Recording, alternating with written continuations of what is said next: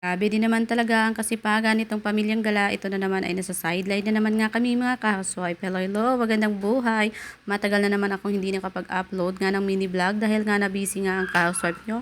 Tapos nawalan pa nga ako ng wifi. Dito na naman nga kami mga ka-housewife. Sideline na naman kami bilang isang electrician na magaling na electrician. Anyways, charot lang yun mga ka-housewife. Marunong lang talaga at magaling din talaga para sa akin itong aking asawa, Charis.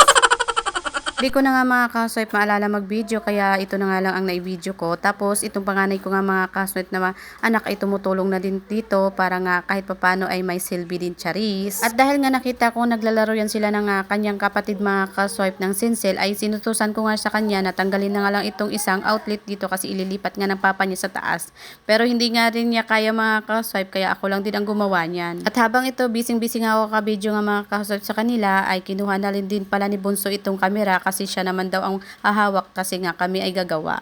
Kinuha ko na nga dito mga ka-housewife sa panganay ko dahil nga uumpisan ko na nga para matanggal ko o nagpakitang gilas na naman ang ka-housewife nyo. Siyempre, kailangan natin magpakitang gilas dyan mga ka-housewife kasi tayo nga tatanggap nga ng bayad dyan. Ay abay, galing-galingan din naman natin minsan. Sa totoo lang, ayaw na ayaw ng asawa ko makita ako nahihirapan kasi parang mas nahihirapan nga siya pag anuurin ako kapag ako kumikilos dahil hirap na hirap nga daw ako. Ano naman talaga di ba mga ka-swipe, walang madaling trabaho, kailangan mo paghirapan para kumita ka.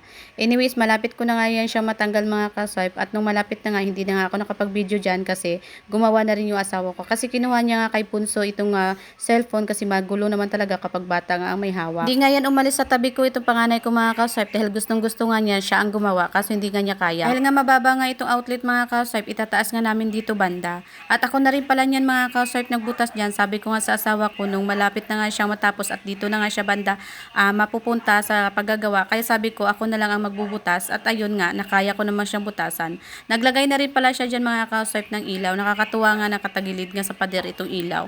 At finally, ito na nga mga ka-swipe na butas ko. Medyo nahirapan ako pero carry pa rin naman. Pag nagbubutas nga ako dyan mga ka-swipe, itong asawa ko hindi mapakali, panay pa rin turo sa akin kung ano ang gagawin. At talagang believe yung asawa ko pag ako gumagawa kasi hirap na hirap nga daw ako. And finally, natapos na nga kami at hindi ko na naman na video mga ka-swipe. Balik naman kami dito sa aming ginagawa sa taas. Ayun, magulo nga yan dito mga ka-housewife dahil nga ginagawa pa nga ito. Ito ay boarding house din nga mga ka-housewife at alam nyo naman, di ba, mas maraming boarding house, mas maraming pera. Charis! Ito pa nga mga ka-housewife, hindi talaga titigil itong ka-housewife nyo sa pabida. Ito ay gagawin ko na nga itong iniutos ka ni nanay dito sa asawa ko. Ilang balik-balik na nga kami dito pero hindi pa nga niya nagagawa dahil sobrang busy at ang dami niya nga gagawin. So nag-decide na nga ako mga ka-housewife nga ako nga. Natatawa na nga lang ako dito kasi mauubos ko na nga yung wire, hindi ko pa rin siya makabit-kabit. Nga naputol yan mga ka-swipe, idudugtong ko lang at ayun hindi na nga makatiis yung asawa ko, lumapit na nga sa akin para tinulungan ako. Bali ako na nga lang mga ka-swipe yung nagdugtong, siya na lang nabalat nitong wire baka kasi nga maubos ko pa. Ito nga mga ka-housewife, itong bunso ko ay food trip talaga ginawa-gawa. Kasi pag dito talaga kami gumawa kay Nanay Lita ay talaga namang madaming foods talaga. At ito nga, dugtong ko na nga itong video ko mga ka-housewife. Grabe naman talaga ang seller na to, ay pinadalan nga ako nito.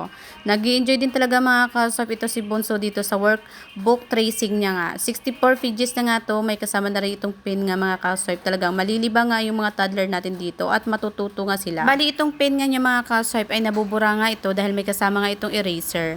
Ayan, kung magustuhan nyo nga ito mga ka-housewife, ang link nito ay hanapin nyo lang sa comment section. Masasabi ko talaga mga ka-housewife, talaga mabenta din pala talaga ito sa live selling ko. Kaya palagi ko din siya sinasali. Kaya solid din ang pagpadala ni seller sa akin. Kaya thank you so much sa mga nagtitiwala.